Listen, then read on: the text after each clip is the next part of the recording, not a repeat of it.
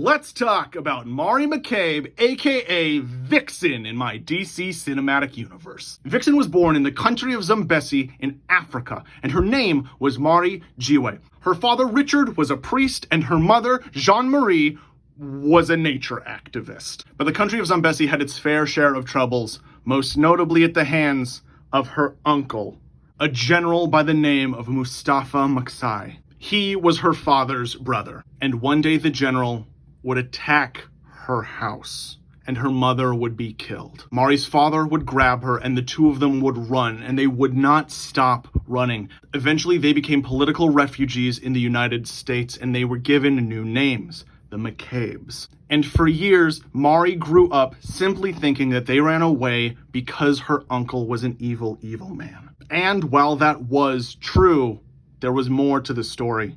You see, the reason that the general killed Mari's mother specifically was because he was going for the Tontu totem. Mari and her mother are the descendants of a long line of champions, descended from an ancient warrior by the name of Tontu. Tontu was gifted a talisman after winning a bet against the spider trickster god Anasi. The talisman, when worn, could give the wearer the ability of any animal they could think of. The limit was, of course, only one ability at a time, but it was any animal of the entire animal kingdom the abilities could be summoned from. The general learned about this totem from his brother, who learned about it from his wife, Mari's mother. Mari's mother had been using the totem to stop poachers in the country of Zambesi, but her uncle saw the totem as a key for more power. He could become a man with the strength of an elephant, a man with the speed of a cheetah, a man with the ferocity of a lion, and he just needed to get that necklace. With it, he would be unstoppable,